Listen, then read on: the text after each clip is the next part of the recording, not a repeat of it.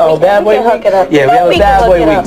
First week in August, Bad Boy Week. This is only the album Junior Mafia in the house. Only the album release party for Big. We got the gold, we got the platinum coming up. Please show everybody this poster. Yeah. Check it out. We gotta give my little man, little David. This is Puppy's godson, representing for Bad Boy.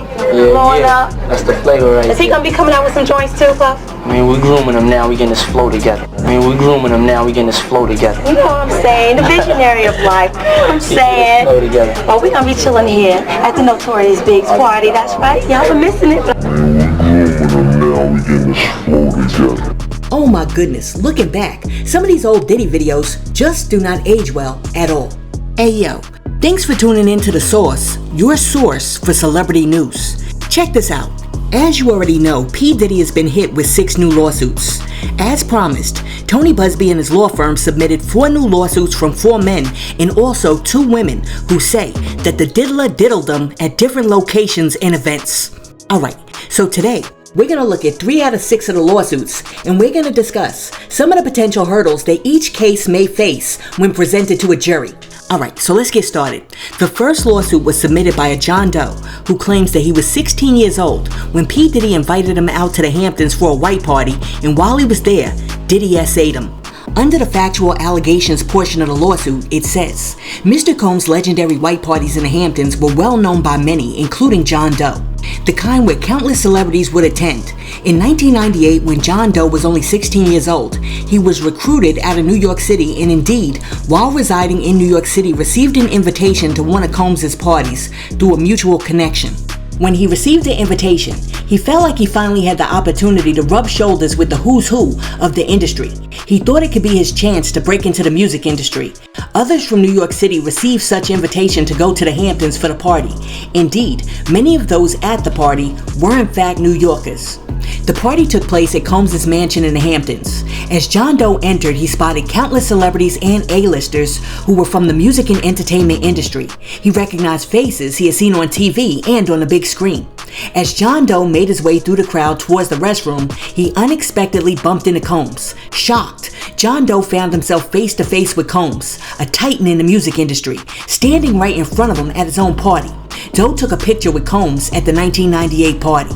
Alright, so then it shows a picture of the two of them, and then it goes on to say, Combs took an interest in John Doe and wanted to talk to him. They walked to a more private area near the portable restrooms brought in for the party. There, John Doe told Combs he was a big fan of Combs and shared his dreams of becoming a star.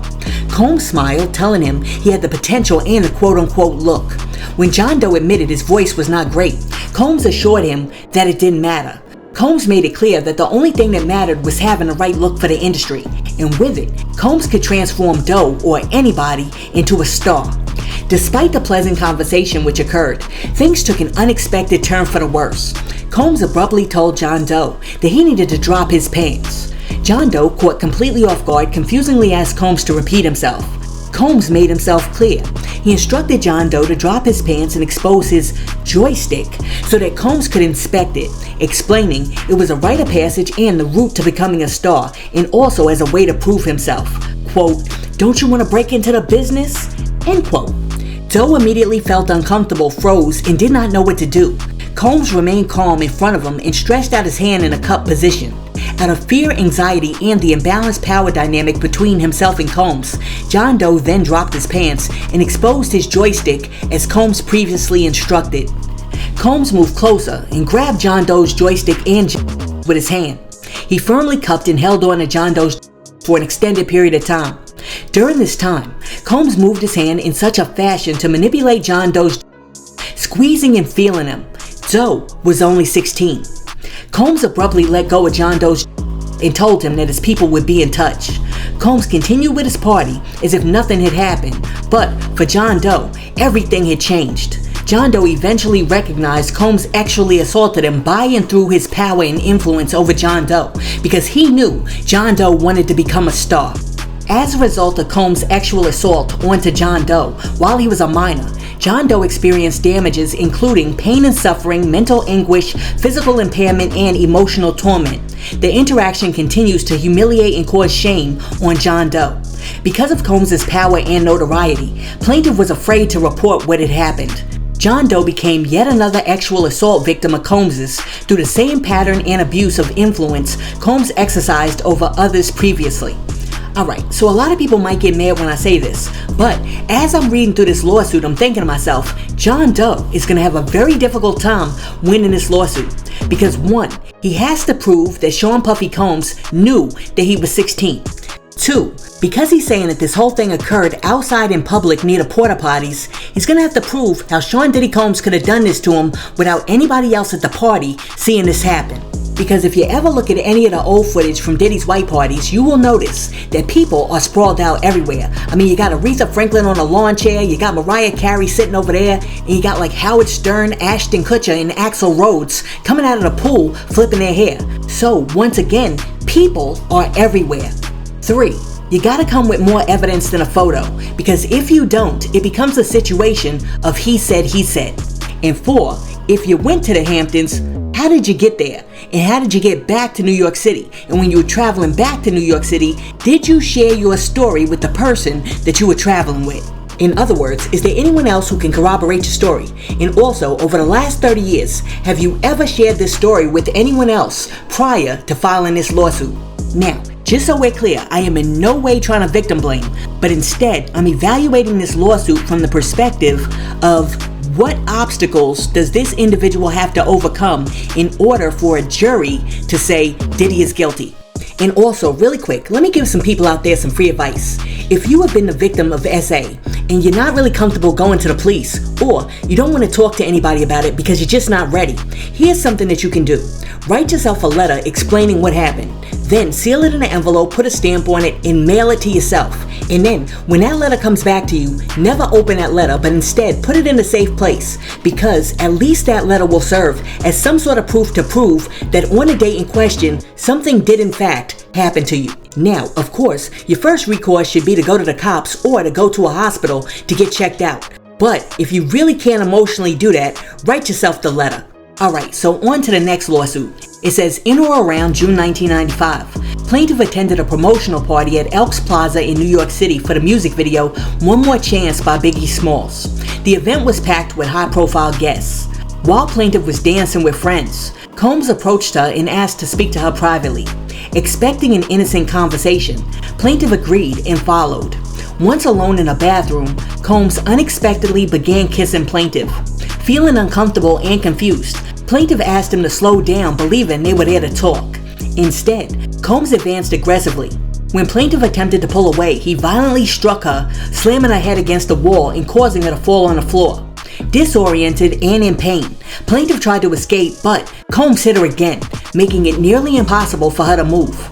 Combs then lifted her dress and awed her in the V while she lay helpless on the floor. Plaintiff tried to resist, but her injuries and shock left her powerless.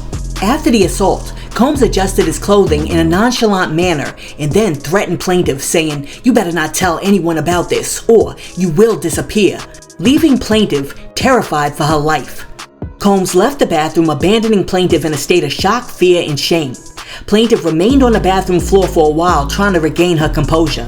Plaintiff felt an intense pain in her head from the blows and was emotionally shattered. After some time, she managed to stand, fix her undergarments and dress, and wipe away her tears. Terrified that someone from Combs' business might be waiting outside to harm her, plaintiff cautiously gathered the courage to leave the bathroom. Plaintiff left the party and never returned. Since the assault, plaintiff has avoided the news as it triggers traumatic memories.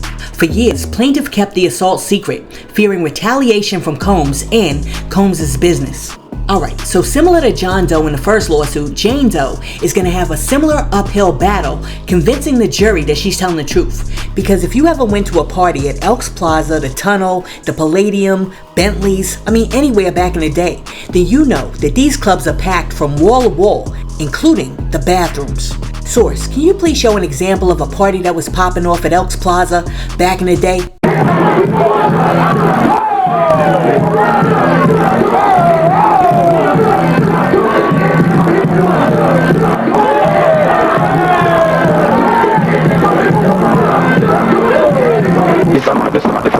Call it and I take over me bed with it again. Cause we not love how some gun thief living. That's why we have to. Alright, give it up, Bill. How we a give them, how them fit take when we them. What ya? Tell it once again, on it up. King Charles. One and only King Charles. Okay, you see what I'm saying here? The Elks Plaza was totally packed. So, I think that in order for Jane Doe to strengthen her lawsuit, she might have to go back and talk to Tony Busby, and they might have to revamp this a little bit to give it a little bit more specificity. Like, for example, what bathroom did Diddy take you to? If he took you to a private bathroom that like everybody didn't have access to, that was around the corner, off the hall, and to the left, I think that should have been added into the lawsuit because, as they say, the devil's in the details. And I really believe that if Jane Doe had added all of those little details that only she knows about the incident into this lawsuit, that would have made this lawsuit so much stronger. Also, for all my women out there, here's my tip for this. Whenever you go to the club and you're with your friends, never ever walk off with some strange dude. If you're gonna walk off, or you want to have a private conversation with some dude, tap one of your friends on the shoulder and let them know where you're going, so at least they can shadow you. And if anything goes wrong, your friend will be on high alert and they'll also be close enough to call for help. Now, like I said before, I am not assessing the truth nor validity of any one of these lawsuits. Why? Because I'm not in a position to do that, but instead I'm looking at each one of these lawsuits with a very critical eye, and I'm sort of assessing each lawsuit similar to the way that I think that a judge might look at them when he or she sees them. So, my advice to Tony Busby would be like, submit a few more exhibits. We need like exhibits A through G. We need to see the entrance, we need to see the exit, we need to see the floor plan of the club, and we also need to see that bathroom. Listen, let me know what you guys think. Based on the two lawsuits that we have covered thus far, do you think that these lawsuits are strong enough as is? Or do you think Tony Busby and the Busby law firm are going to have to come much stronger than this if they intend to take down P. Diddy in a court of law? Listen, let me know what you think in the comments, and while you're down there leaving a comment, be sure to like and subscribe to the channel. Alright, so that brings us to lawsuit number 3, which I am going to summarize. You know why? Because there are limits to how many darn essay lawsuits one person should have to read all the way through about P. Diddy in one day. I mean, P. Diddy is really pushing the limits. Alright, so lawsuit number 3 goes a little something like this. A 19-year-old girl is attending college in Brooklyn, New York. While she's attending college, she gets invited to a P. Diddy photo shoot, which is happening across the street from her college. She decides to attend the photo shoot with a couple of her friends. When she gets there, she finds out that the photo shoot is for the band. Now, while she's at the photo shoot, she meets P. Diddy, and they get to talking, and he invites her to a more exclusive after party at the Manhattan area Marriott Hotel. Alright, so you guys already know what happens next. Her and her friend take Diddy up on his offer, and they show up at the hotel suite. When they get there, they walk in, and there's like a dozen people in there having drinks, listening to music, and relaxing. However, when they start to mingle, one of Diddy's bodyguards grabs both of them up and ushers them to a back room. As they're walking towards the back room, they're like, yo, where are you taking us? And he's like, yo, you know what you came here for. Alright, so after he takes them to the back room where Diddy's at, he walks out and locks the door, leaving them in the room with Diddy. And that is when Diddy essayed both of them. The lawsuit literally says, after taking Miss Doe and her friend to the bedroom, the security guard left the room and locked the door. The only person in the room besides Miss Doe and her friend was Combs. Combs gave Miss Doe and her friend more drinks, then instructed them to imbibe cocaine that he had prepared for use on the coffee table. Miss Doe did not want to do the cocaine. Combs continued getting gradually more aggressive with the two women and eventually began forcibly touching them without consent. When they resisted, Combs ordered Miss Doe's friend to perform sloppy toppy on them, or else he would have them both killed. Miss Doe's friend complied as Miss Doe begged Combs to allow them to leave. He did not agree. Combs soon turned his sights to Miss Doe and forced her to take her clothes off, again under the threat of violence. Once she was undressed, Combs forced himself on her and began to actually assault her. Combs fondled, emmed, and ultimately arred Miss Doe, all the while she was begging him to stop. Soon, and likely due to Miss Doe's cries, the door opened and the security guard from earlier came in and asked if everything was alright. Miss Doe's friend took the opportunity to rush out of the recently locked door. Miss Doe, however, could not move as Mr. Combs was still on top of her. Alright, so after that she says that Diddy eventually got up and she too was able to run out the door. Alright, so as far as this lawsuit is concerned, I think that the biggest hurdle that this client as well as Tony Busby are going to face is this. We didn't hear anything about a weapon, and we also didn't hear anything about restraints. So, you gotta reasonably explain how P. Diddy, all by his lonesome, was able to attack two women at the same time. Now, yes, this alleged victim does say that P. Diddy threatened her and her homegirl and was like, if you don't snort that cocaine, I'm going to kill both of y'all. But with that being said, a jury is going to be like, okay, but if he didn't have a weapon, why in the world did both of y'all comply? For example, while he was over there getting sloppy toppy from your friend, how come you didn't sidle over to the dresser, pick up a lamp, and crack this dusty ninja over the head? In other words, was P. Diddy's verbal threat enough to both restrain and contain both women? Now, after reading this particular lawsuit, I really think that that's going to be the biggest question that the jury has for this particular alleged victim. And I also believe that that's the biggest hurdle that Tony Busby is going to have to get over in order for his client to win this case against P. Diddy. Now, if I'm going to be truthfully honest with you, as I was reading each one of these 3 cases, I was sitting over here thinking Tony Busby put more effort into making that 1-800 number and throwing that press conference than he did into writing these darn lawsuits.